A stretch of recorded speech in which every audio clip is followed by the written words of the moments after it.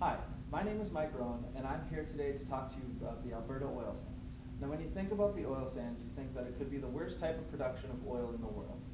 You tend to think that they just clear cut the land, move on, and they don't care about the environment. What I'd like to tell you today is what they're actually trying to do in Alberta to help preserve the environment. So there are 4 rules and regulations that the governments have in place, which include carbon capture and storage, reclamation of the land, fresh water intake limits, and tailing pond monitoring and management. So when you think about Alberta, you have to consider the fact that Canada is the 3rd largest oil reserve in the world, accounting for 170 billion barrels of oil. Now of this, 97% is found in the Alberta Oil Sands. So the Alberta Oil Sands covers approximately 140,000 kilometers squared of land in Alberta and a bit of Saskatchewan, but right now only 9% of that is able to be taken out. And to date, 715 kilometers squared of land has been disturbed for mining. Of this, 71 kilometers squared have been returned to its original state and certified as reclaimed.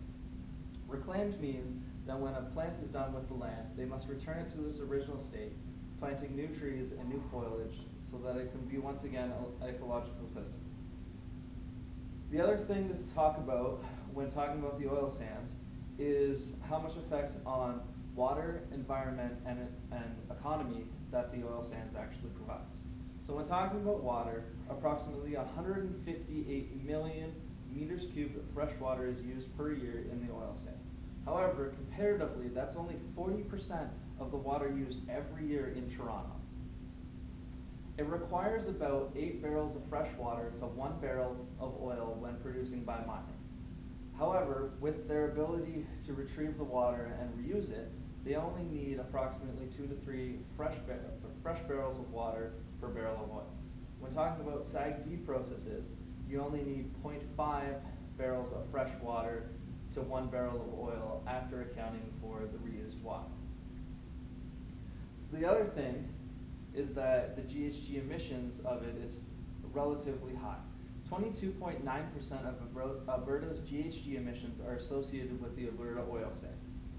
Now, when you compare this to the rest of Canada, only 6.8% of the GHG emissions of Canada are associated with the oil sands. And when you compare that to agriculture, which has about 8%, it can't really be as bad as everyone else says it is. So the other thing to think about is what the tailings ponds actually do to affect the environment. Now, yes, you do have to clear cut for both the strip mining and the tailing pond.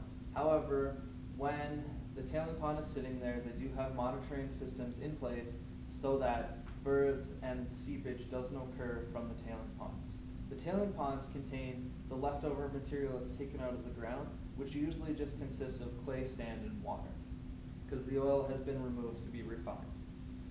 The final thing is the economic impact that the Alberta Oil Sands has on Canada. Approximately $84 billion per year is going to go towards Canada's economy for the next 25 years from just the oil sands alone. And also to consider the fact is that there are currently 75,000 jobs associated with the oil sands, and that's going to increase to 905,000 jobs in the year 2025.